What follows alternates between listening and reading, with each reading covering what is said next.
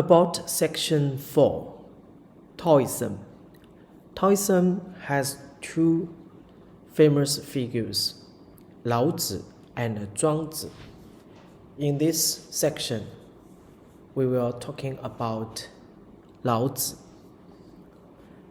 According to Shi Jing, or records of the grand historian Lao Tzu, his surname was Li, and his personal name was He lived in the time during the spring and autumn period, specifically active in the 16th century before century.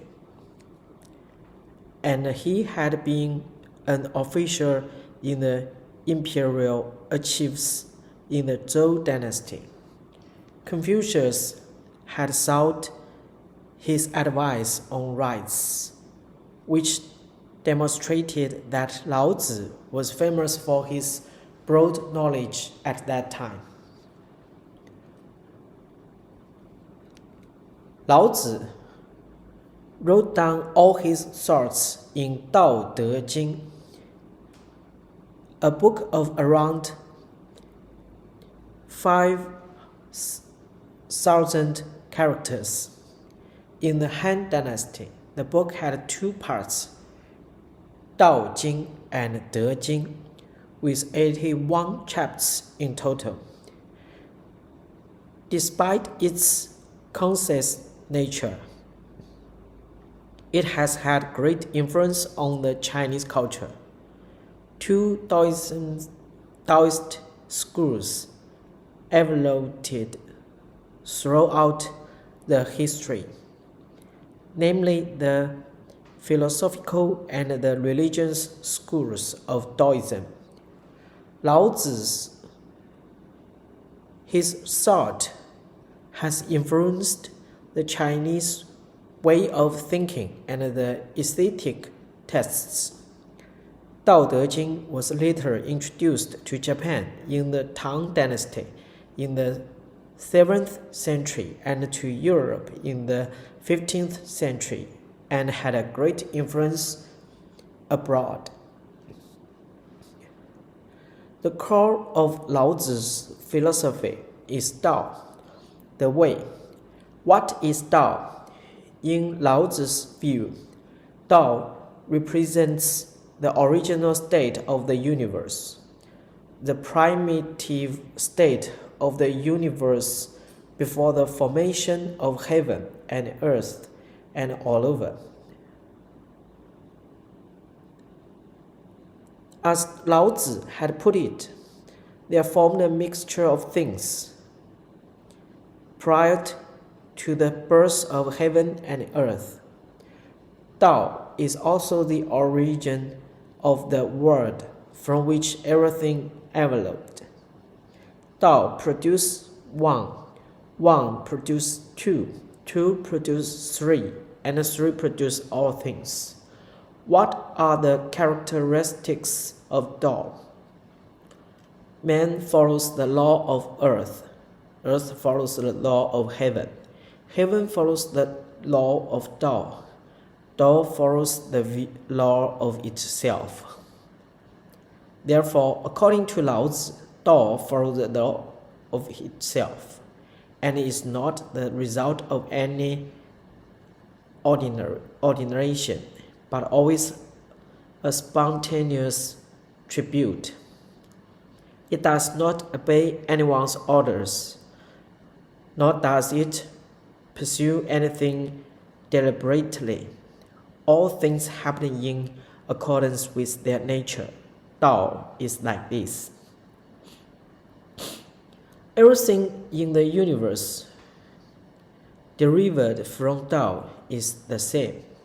The sun rises and sets, flowers blossom and wither, birds fly in the sky and fish swim in the water, tigers eat meat and rabbits eat grass. All happens naturally, in accordance with the law of their own nature. Man is part of the law world, and man must also follow the law of man himself, and also respect the law of other things. We must not forcefully change the law of nature. Therefore, Lao Tzu was per nature and against human intervention, which is a harm to the nature and a disrespect for the object law of things. Tao does not advocate progressive action, but as Lao Tzu had put it, the usual state of Tao is non-action. Yet it does everything when one does nothing. One is in accordance with Tao and is following the law of nature. Non-action does not mean doing nothing at all in a passive way. It means one should let nature take its course in doing all things, and that all actions should be taken on the basis of conforming to nature, without violating the law of nature or disreputing the natural patterns.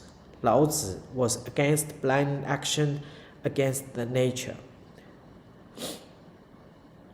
With the guiding principles and characteristics of Tao, Lao Tzu observed the world and the human society. He put forward some enlightening and inspirational philosophy of life. Following the concept of Tao follows the law of itself, and Tao advocates non-action.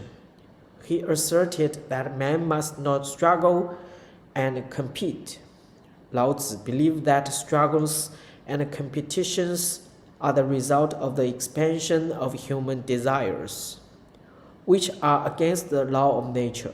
The human desires increase more and more during the struggles and competitions and will eventually lead to demise.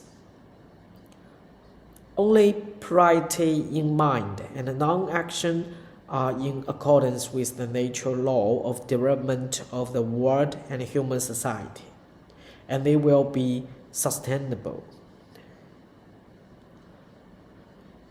Lao Tzu further put forward another philosophy of life, which is to use softness to overcome the strong. He said, "Water is good for all things but competes not." Water is the best example of softness. Human beings, derivated by desires, always try to climb up. On the contrary, water always follows to a low possible location, for the benefit of all things, and achieves the greatest work of all.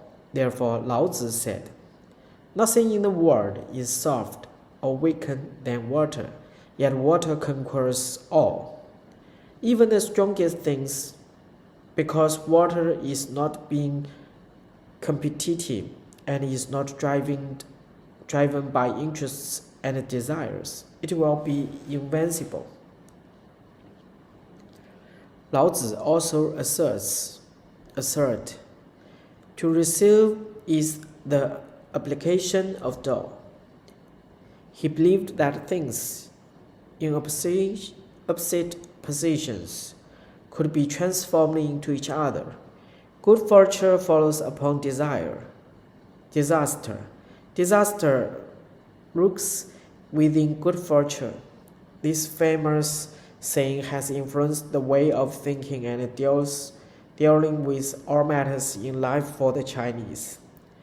A fable spread by the Taoism scholars, The Old Man and His Lost Horse, helps to further illustrate this truth. An old man who was living in the country's boundary lost his horse. His neighbors tried to comfort him, but he replied, "No need to comfort me. Maybe this is something good." Soon the horse came back with a herd of good horses. His neighbors came to congratulate him. His reply was, "Don't congratulate me. Maybe this is a bad thing. With many good horses at home, his son broken his leg when riding a horse." His neighbors again try to comfort him, but he replies, "No need to comfort me. Maybe this is something good." Before long, a war broke out, and his son was spared of the invalids due to his broken leg, despite his right age. Fortune and misfortune are intervened and interchangeable. We need to view them in the light of the evolving nature of things. Okay, because of the time is closed, so next about Zhuangzi and other schools of thought, you may study by yourself on the textbook.